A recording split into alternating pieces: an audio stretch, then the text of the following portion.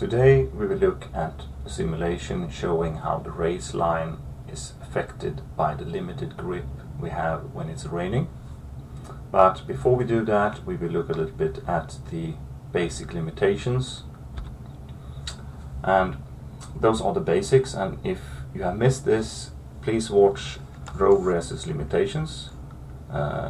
You can brake harder when turning, and why even the best riders fall going into corners, which you find on the YouTube channel VC Racing. When you have looked at those, I'm sure that you will follow.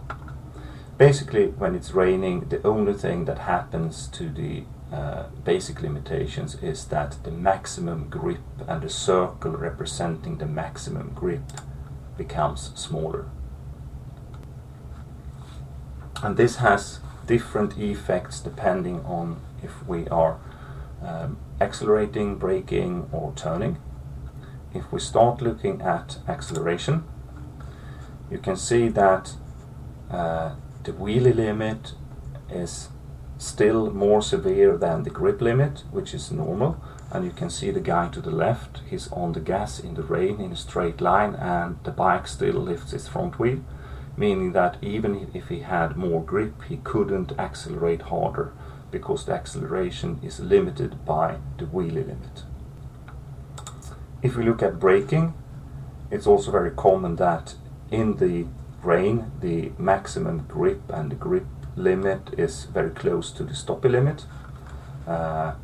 In this example, the stoppie limit is actually more severe or hindering more than the grip limit, so you can still lift the back wheel, and thus you cannot brake harder even if you have more grip. So also the braking in a straight line is very little affected by the rain. If we look at cornering instead, it's different, because when we're in the corner we are limited by the grip. There's no other limitations, so we can utilize the full grip. And if you look at the guy to the left taking a corner in the dry, he has very good grip, and you can see from the lean angle that he's very aggressive in the corner. Whilst the guys in the right picture riding in the rain, they have much less grip, so they cannot corner as hard. And you can see from the lean angle that it's quite careful cornering. And if we now go to fastest lap calculator, we can look at how this affects the race line. To check what effect the rain has on the race line, I have used a simulation of my Super Mono at Gelleråsen. The Super Mono is quite a weak bike, so the optimum line in the dry, which you have to the left, is quite round in the corners, meaning I want to keep a high corner speed because the acceleration out of the corners is quite limited on this bike.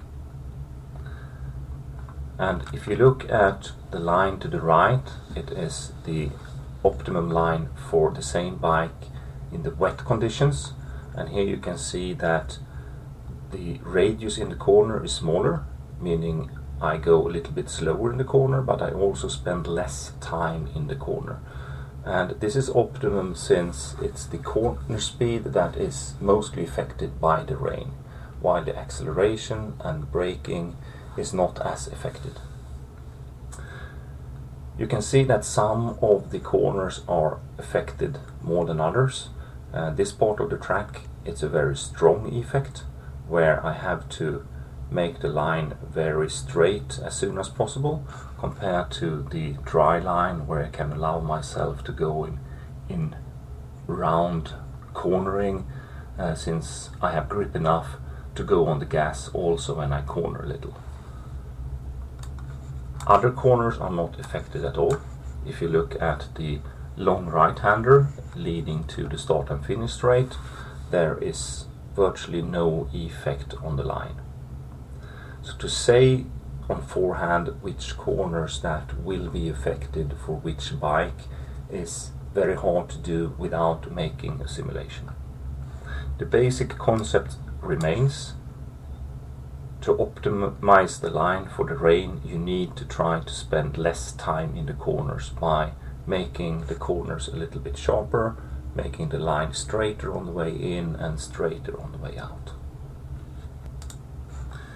If we go back and summarize the result of the simulation, you can see that the dry line in the dry conditions gave us a lap time of 72.83. If we keep that line in the wet conditions, we would get 81.14. And then when we optimize the line for the wet conditions, we got 80.89.